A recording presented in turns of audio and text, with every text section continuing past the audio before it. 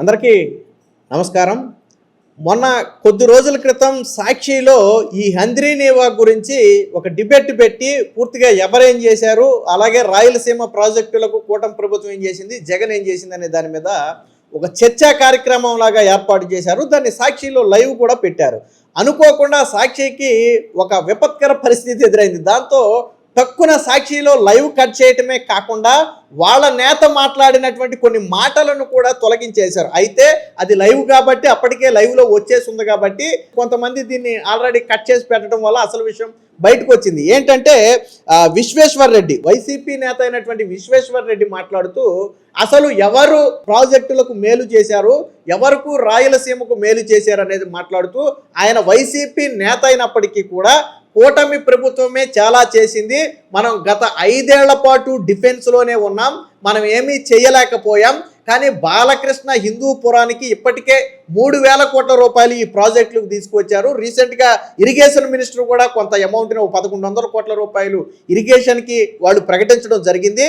ఒక రకంగా మాట్లాడుకుంటే వాళ్ళే ఎక్కువ చేశారు కాబట్టి దీన్ని పూర్తిగా మనం పరిశీలించి మాట్లాడటం మంచిది అని చెప్పి ఈయన మాట్లాడుతుంటే అక్కడ ఎవరెవరు ఉన్నారో తెలుసా? కేతిరెడ్డితో పాటు గుడ్ మార్నింగ్ స్టార్ అంటాం కదా, గుడ్ మార్నింగ్ స్టార్ కేతిరెడ్డితో పాటు సజ్జల రామకృష్ణారెడ్డి కూడా అదే మీటింగ్లో ఉన్నారు. సో ఒక్కసారిగా వీళ్ళు తెల్లమోహం వేశారు. వీళ్ళకేం అర్థం కావట్లా. విశ్వేశ్వర్ రెడ్డి ఏంటి, వాళ్ళు కూటమి బాగా చేసింది, వాళ్ళు 3,000 కోట్లు ఖర్చు పెట్టారు, మనం ఏమీ చేయలేదని మాట్లాడుతున్నాడు ఏంటా అని చెప్పి వీళ్ళకి ఏమీ అర్థం కాలేదు. దీంతో జరుగుతున్నది డ్యామేజు, ఇది ఖచ్చితంగా ఇబ్బంది అవుద్దని సాక్షి ఏం చేసిందంటే టక్కున విశ్వేశ్వర్ రెడ్డి మాట్లాడుతూ ఉంటే ఆ పాయింట్ దగ్గరికి వచ్చేటప్పటికి మనం ఆలోచించుకోవాలి అనేటప్పటికి వెంటనే టప్పున లైవ్ కట్ చేశారు. అంటే సాక్షిలో లైవ్ తీసేశారు పూర్తిగా. ఎందుకు లైవ్ తీసేశారు అంటే ఈయన మాట్లాడేది పూర్తిగా కూటమికి అనుకూలంగా ఉంది, కూటమి ప్రభుత్వమే చేసింది, మనం 5 ఏళ్ల పాటు ఏమీ చేయలేమని ఓపెన్గా ఆయన అందరి ముందు చెబుతుంటే అసలు మనం మీటింగ్ ఎందుకు పెట్టామో, కూటమిని విమర్శించడానికి పెట్టాం, కూటమి ఏమీ చేయలేదనటానికి పెట్టాం, హంద్రీనీవాకు మనమే చేశాం, వీళ్ళు ఏం చేయలేదని చెప్పాలి అనేది వాళ్ళ ఉద్దేశం. కానీ ఇక్కడేమో వాళ్ళే చేశారు, మనమేం చేయలేదని చెప్పి వైసీపీ నేతే చెప్పడంతో ఒక్కసారిగా ఈ పక్కన ఉన్నటువంటి కేతిరెడ్డి కావచ్చు, అటు పక్కన ఉన్నటువంటి సజ్జల కావచ్చు ఏం మాట్లాడట్లా. లైవ్ నడుస్తుంది, అందరూ చూస్తున్నారు, విలేకరులు ఫోటోగ్రాఫర్లు అందరూ ఉన్నారు. ఏం చేయాలో అర్థం కావట్లా. ఆగమని చెప్పాలా, అలాగని చెప్పి వారించాలా, ఖండించాలా, లైవ్ ఆపేయాలా, వాళ్ళకేమి ఏ క్షణం ఏం అర్థం కాలా. దీంట్లో స్పాంటేనియస్గా వ్యవహరించినటువంటి సాక్షి మాత్రం ఏం చేసిందంటే తప్పని లైవ్ ఆపేసింది. సరే ఓకే రైట్, అక్కడి వరకు బాగానే ఉంది. లైవ్ ఆపేయడమే కాదు, ఆ తర్వాత ఈ ఏదైతే విశ్వేశ్వర్ రెడ్డి మాట్లాడిన ఈ మాటలు ఉన్నాయో ఆ పూర్తిగా మిగిలిన ఆపేసిన వరకు లైవ్లో ఉన్నటువంటి ఆ మాటలను కూడా తొలగించేయడంతో పాటు పాపం దీనికి సంబంధించి సాక్షి అఫీషియల్లో పోస్టులు వేసుకుంటే ఎక్కడా కూడా విశ్వేశ్వర్ రెడ్డి పేరు కానీ విశ్వేశ్వర్ రెడ్డి ఫోటో కానీ రాకుండానే వాడు పోస్టులు కూడా వేసుకున్నారు. అంటే ఎంత కష్టమైనటువంటి పరిస్థితి వైసీపీకి వచ్చిందో ఒకసారి ఆలోచించుకోండి. చాలా స్పష్టంగా మీరు ఒకసారి ఆ విశ్వేశ్వర్ రెడ్డి మాట్లాడిన క్లిప్ ఒకటి ఉందో, ఒక 30 సెకండ్స్ క్లిప్ ఒకసారి వినండి. ఇరిగేషన్ ప్రాజెక్ట్ సంబంధించి గత 5 సంవత్సరాల్లో అనంతపూర్ జిల్లాలో మనం డిఫెన్స్ లోనే ఉంటాం. ఎందుకంటే వాళ్ళు ఇప్పుడు వచ్చిన ఈ 2 ఏళ్లలో కూడా దాదాపు 3,550 కోట్ల రూపాయలు వాళ్ళు ప్రారంభించినారు. వర్క్స్ అవన్నీ కూడా వైడనింగ్, మరి ఇప్పుడు కూడా 1,100 కోట్ల రూపాయలు బీటీపీ ప్రాజెక్టు పేరు జరిపించినారు. మళ్ళీ నిన్నటి రోజు కూడా ఇరిగేషన్ మినిస్టర్ బాలకృష్ణ వీళ్ళంతా కూడా హిందూపూర్ నుంచి కూడా మరో 750 కోట్లు అనుకుంటారు, అవన్నీ కూడా ప్రారంభించినారు.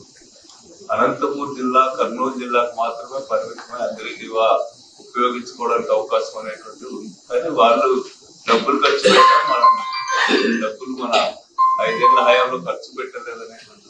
అందుకనే వీటన్నిటి విషయంలో కూడా మనం కొద్దిగా క్లారిటీ తీసుకుని దానిపైన గట్టిగా హంద్రీనీవా పైన మేము ఎక్కువ దృష్టి పెట్టాల్సి వస్తుంది.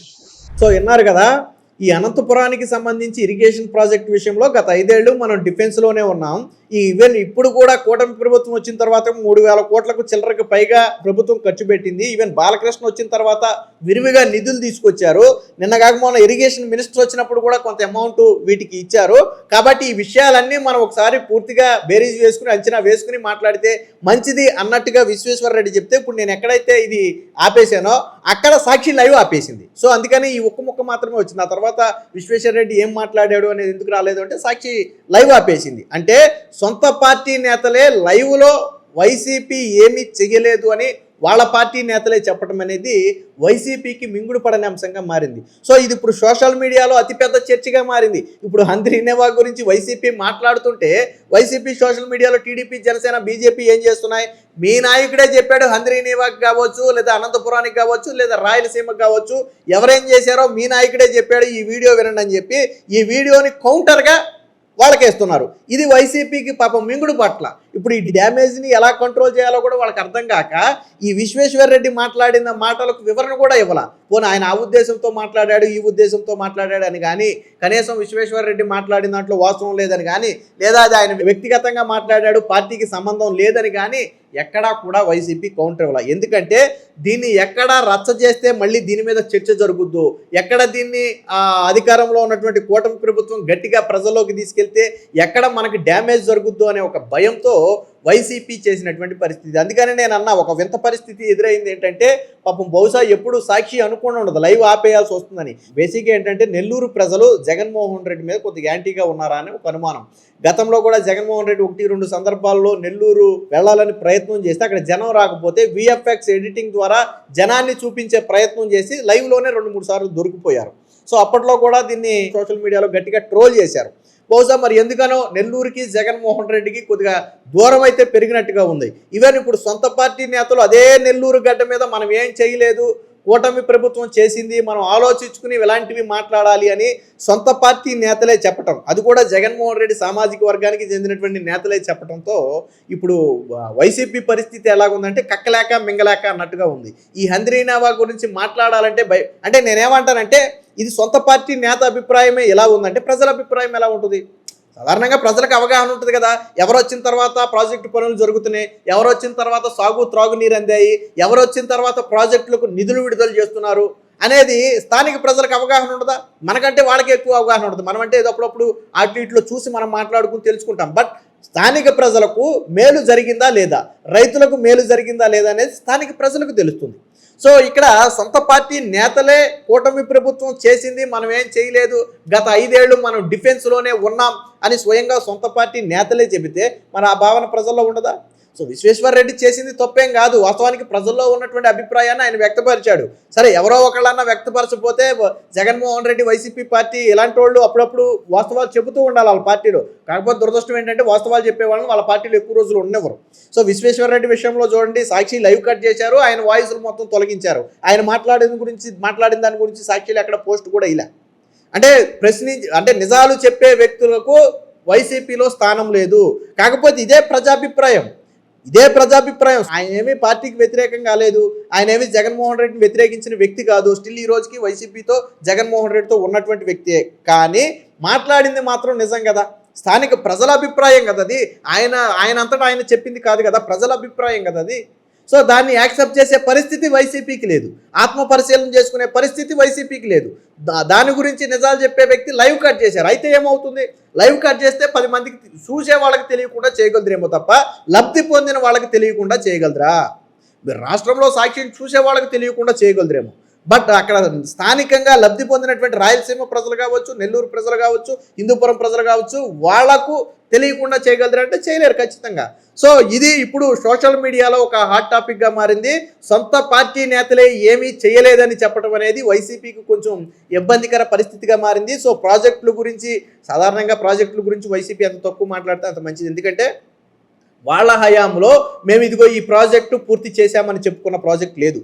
వెలిగొండ ప్రాజెక్టు మీద మేము క్రెడిట్ తీసుకోవాలని ప్రయత్నం చేసినా ఇటీవల నిమ్మల రామానాయుడు గారు అసలు వెలిగొండ ప్రాజెక్టులో ఉన్నటువంటి పెండింగ్ పనులు ఏంటనేది స్వయంగా పనులు జరుగుతున్నటువంటి ప్లేస్కి వెళ్ళి చూపించాడు. ఈవెన్ ఆ కట్ చేసినటువంటి అండర్ గ్రౌండ్లో కట్ చేసినటువంటి ఆ మిషన్ కూడా బయటికి తీయలే. కానీ వెలిగొండ ప్రాజెక్ట్ అయిపోయినట్టు దానికి జాతికి అంకితం చేసినట్టుగా జగన్మోహన్ రెడ్డి అప్పుడు ప్రచారం చేసుకున్నాడు. అంటే పనులు పూర్తి అవ్వకుండానే దాదాపుగా 2 ఏళ్ల నుంచి వెలిగొండ పనులు చేస్తుంటే ఇంకా అవ్వాల, రేపో మాపో అవుతున్నాయి.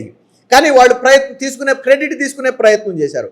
బట్ ఉపయోగం ఏముంది, దానివల్ల ఉపయోగం ఏముంది? దొంగ క్రెడిట్ తీసుకున్నారు. అలాగే కుప్పానికి నీళ్లు ఇచ్చామని చెప్పి అక్కడ క్రెడిట్ తీసుకునే ప్రయత్నం చేసి మోటార్లతో నీళ్లు పెట్టి శాంతరానికి సెటప్ ఎత్తేసారు. అక్కడ కూడా గతంలో వైసీపీ ఒకసారి దొరికిపోయింది. సో మొత్తంగా ఇరిగేషన్ ప్రాజెక్టుల విషయంలో వైసీపీ ఎంత తక్కువ మాట్లాడితే అంత మంచిది. మిగతా ఏదన్నా మాట్లాడాలంటే మాట్లాడుకోవచ్చు, కానీ ఇరిగేషన్ విషయంలో వైసీపీ చేసింది ఏమీ లేదు కాబట్టి వాళ్ళు ఎంత తక్కువ మాట్లాడితే అంత మంచిది. ఈవెన్ నిన్నగాక మొన్న చంద్రబాబు గారు 36 నెలల్లో 36,000 కోట్లతో 36 ప్రాజెక్టులు పూర్తి చేస్తున్నామని డేటు, నెల, సంవత్సరంతో సహా స్పష్టంగా చెప్పాడు ఆయన. సో మరి ఈ విధంగా చంద్రబాబు గారు పని చేసుకుంటూ ముందుకెళ్తున్న సమయంలో వీళ్ళు ఇరిగేషన్ ప్రాజెక్టుల గురించి మాట్లాడితే ప్రజలు యాక్సెప్ట్ చేసే పరిస్థితి లేదు అనేది అందరూ అంటున్నమాట. సో మీరేమంటారు? విశ్వేశ్వర్ రెడ్డి మాట్లాడిన దాన్ని మీరు ఎలా చూస్తారో, అలాగే వీడియో ఎలా ఉందనేది కామెంట్ రూపంలో తెలియజేయండి.